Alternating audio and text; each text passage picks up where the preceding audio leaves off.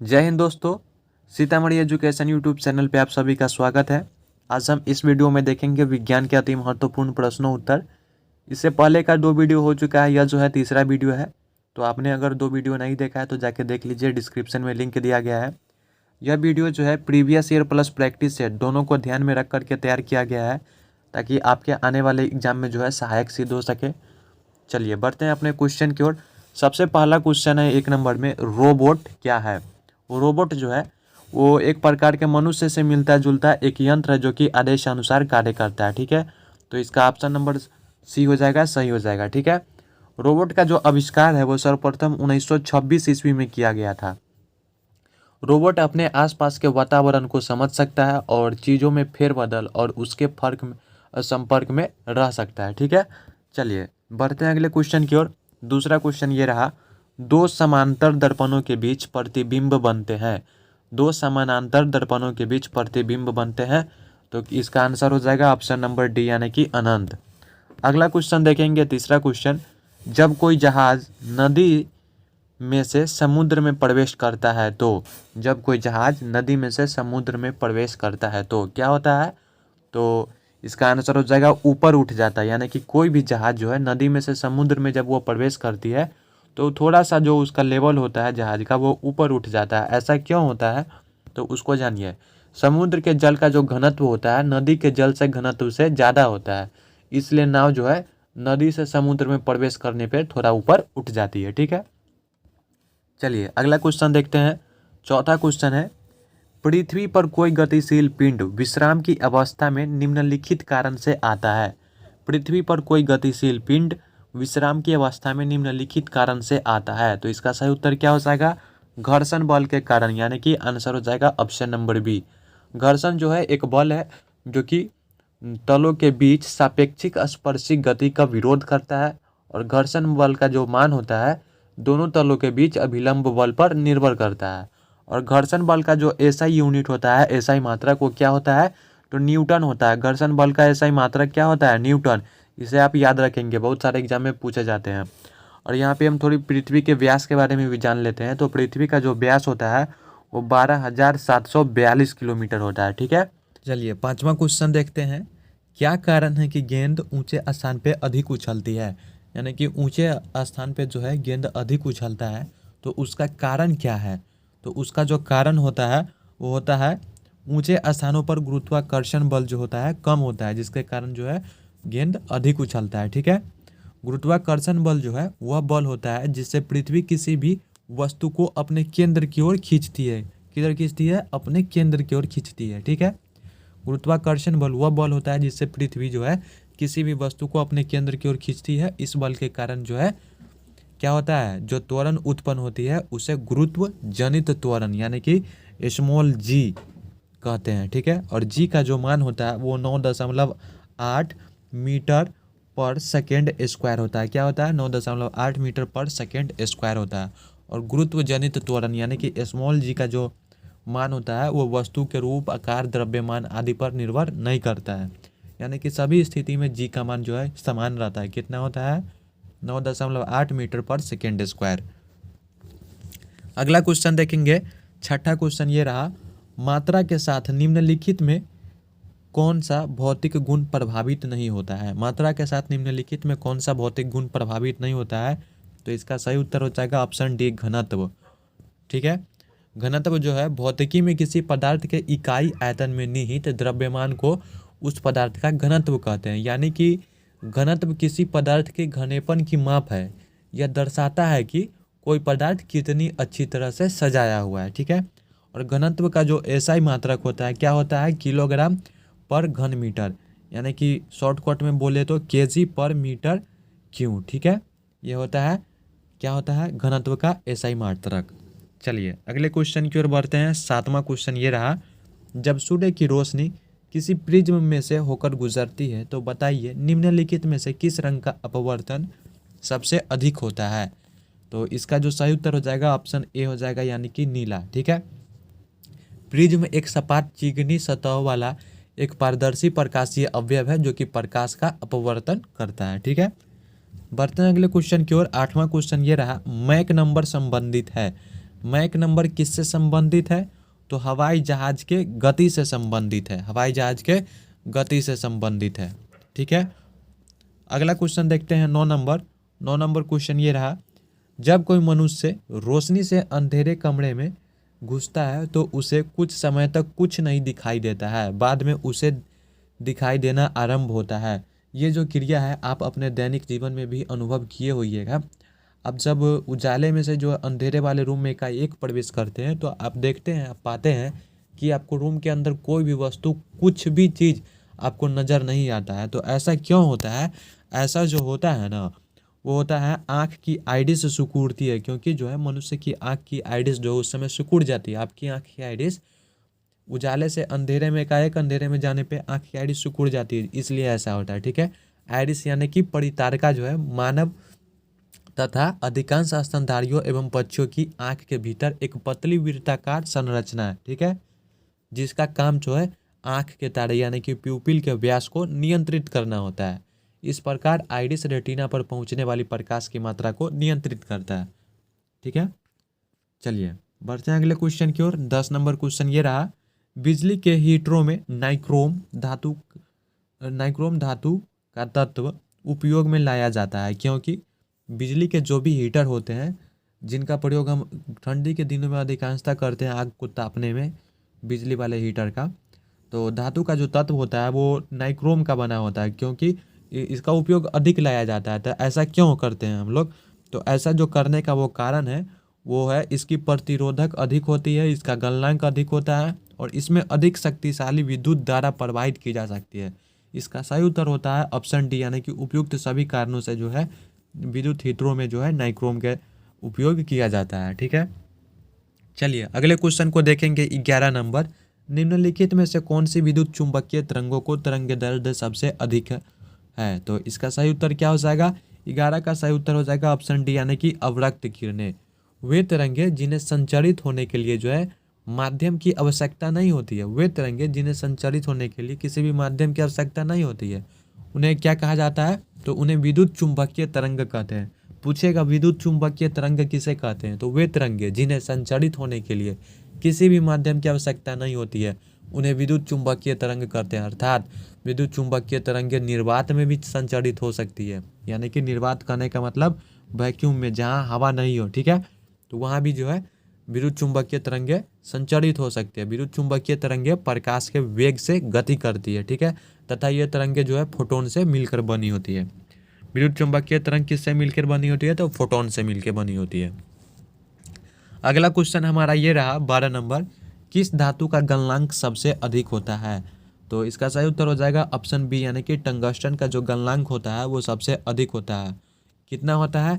तो 3422 degree centigrade इसका गलनांक होता है। 3422 डिग्री सेंटीग्रेड इसका गलनांक होता है। अब बात आता है कि गलनांक होता क्या है? तो किसी ठोस पदार्थ का गलनांक वह तापमान होता है जिस पर वह अपनी ठोस अवस्था से पिघलकर द्रव अवस्था में पहुंच जाता है। तो टंगस्टन को जो है 3422 डिग्री सेंटीग्रेड पर इसको जब क्या करते हैं, इसको तपाते हैं तो क्या हो जाता है? ये लिक्विड फॉर्म में आ जाता है। ये 13 नंबर देखते हैं, सबसे हल्की धातु कौन सी होती है? तो सबसे हल्की धातु कौन सी होती है, इसका आंसर आप लोग कमेंट में लिखिए। एक बात और, अगर क्वेश्चन का आंसर आपको पता हो तो प्लीज़ कमेंट में आंसर ज़रूर लिखें। इससे आपकी तैयारी कितनी बेहतर है यह बात पता चल सकेगी और कितनी और करने की ज़रूरत है ये बात का अंदाज़ा भी आपको लग सकेगा। ठीक है, तो अगर आपने अभी तक चैनल को भी सब्सक्राइब नहीं किया तो चैनल को सब्सक्राइब जरूर से ज़रूर कर ले और दोस्तों के साथ शेयर भी करें। ठीक है, चलिए तो इसका आंसर हो जाएगा ऑप्शन ए हो जाएगा इसका आंसर, यानी कि सबसे हल्की जो धातु होती है वो लिथियम होती है। लिथियम जो है एक रासायनिक तत्व है और इसका जो संकेत होता है, लिथियम का एक रासायनिक तत्व है, इसका संकेत Li होता है तथा परमाणु संख्या जो है लिथियम का वो 3 है। ठीक है, और लिथियम जो है एक नरम तथा चांदी के समान सफ़ेद धातु है। लिथियम काफ़ी नरम धातु है और चांदी के जैसा एकदम सफ़ेद होता है। यह अत्यधिक प्रतिक्रियाशील और ज्वलनशील है, जबकि सबसे भारी धातु जो है ओस्मियम मानी जाती है। सबसे हल्की धातु कौन हो गया? लिथियम। और सबसे भारी धातु कौन सा हो गया? तो ओस्मियम मानी जाती है। अगला क्वेश्चन देखते हैं 14 नंबर, ध्वनि की गति सर्वाधिक होती है। ध्वनि की जो गति होती है वो सर्वाधिक होती है, तो कहाँ होती है सबसे अधिक? तो इसका सही उत्तर हो जाएगा ऑप्शन बी जल में। ध्वनि का जो गति होता है वो कितना होता है, तो 344 मीटर पर सेकेंड, 344 मीटर पर सेकेंड ध्वनि का स्पीड होता है। ठीक है, चलिए बढ़ते हैं अगले क्वेश्चन की ओर, यानी कि 15 नंबर क्वेश्चन देखेंगे।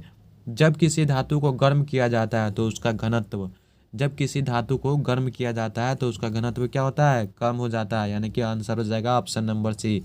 और घनत्व का सही मात्रा क्या होता है, अभी आपको पीछे बताया है, केजी पर मीटर क्यूब, केजी पर मीटर क्यूब, यानी कि किलोग्राम पर घन मीटर। ठीक है, किलोग्राम पर घन मीटर। 16 नंबर क्वेश्चन, लाल रंग का गुलाबी हरे रोशनी में कैसा दिखाई देता है। लाल रंग का गुलाब जो है हरी रोशनी में कैसा दिखाई देता है। लाल रंग का गुलाब हरी रोशनी में कैसा दिखाई देता है, तो वह जो है काला दिखाई देता है, यानी कि इसका आंसर हो जाएगा, आंसर ऑप्शन सी हो जाएगा। 16 नंबर का आंसर हो जाएगा ऑप्शन सी, यानी कि प्रकाश के परिवर्तन के कारण जो है ऐसा दिखाई देता है। ठीक है, अगला क्वेश्चन देखते हैं 17 नंबर, दूध की शुद्धता किस यंत्र द्वारा नापी जाती है। दूध की जो शुद्धता है वो किस यंत्र द्वारा नापी जाती है, तो वो लैक्टोमीटर द्वारा नापी जाती है। आंसर हो जाएगा ऑप्शन नंबर सी।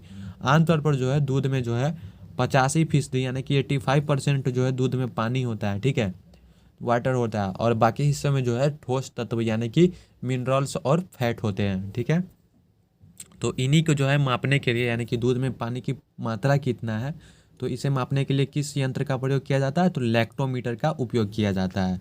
बढ़ते हैं अगले क्वेश्चन की ओर। 18 नंबर क्वेश्चन देखते हैं। डायनेमो का कार्य है, डायनेमो का कार्य क्या है, तो इसका जो कार्य है वो ये यांत्रिक ऊर्जा को विद्युत ऊर्जा में परिवर्तन करना। आंसर हो जाएगा ऑप्शन नंबर बी। डायनेमो की खोज जो है वो किसने की थी, तो माइकल फैराडे ने की थी, और कब, तो 1831 ईस्वी में की थी, इंग्लैंड में। ठीक है, डायनेमो जो है मूल रूप से विद्युत जनरेटर का दूसरा नाम है। बढ़ते हैं अगले क्वेश्चन की ओर। 19 नंबर क्वेश्चन देखिए, टेलीविजन का आविष्कार किसने किया। टेलीविजन का आविष्कार जो है वो J.L. बेयर्ड ने किया था। टेलीविजन का आविष्कार 1944 ईस्वी में, कब, 1944। टेलीविजन का आविष्कार 1944 ईस्वी में अमेरिका के वैज्ञानिक जॉन लगी बेयर्ड ने किया था। और भारत में सबसे पहले जो इसका प्रयोग है वो 15 सितंबर 1959 ईस्वी को प्रयोग किया गया था। सबसे पहले भारत में जो है टेलीविजन का प्रयोग 15 सितंबर 1959 को दिल्ली में दूरदर्शन केंद्र की स्थापना के साथ हुआ। ठीक है, चलिए अगले क्वेश्चन को देखते हैं। 20 नंबर क्वेश्चन, हड्डियों और दांतों में जो रासायनिक पदार्थ विद्यमान रहता है उसे क्या कहते हैं। हड्डियों और दांतों में जो रासायनिक पदार्थ विद्यमान रहता है उसे क्या कहते हैं, तो इसका सही उत्तर हो जाएगा ऑप्शन सी, यानी कि कैल्शियम फॉस्फेट। ठीक है, और कैल्शियम फॉस्फेट का सूत्र होता है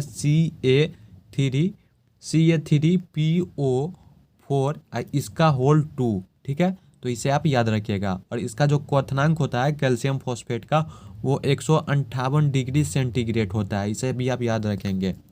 अगले क्वेश्चन की ओर बढ़ते हैं। 21 नंबर क्वेश्चन ये रहा, लोहे के पाइप जिनसे पानी की सप्लाई की जाती है उस पर जस्ते यानी कि जिंक, इंग्लिश में जस्ता को जिंक बोलते हैं, कि परत इसलिए चढ़ाई जाती है कि जंग न लगे। इस परत चढ़ाने की प्रक्रिया को क्या कहते हैं।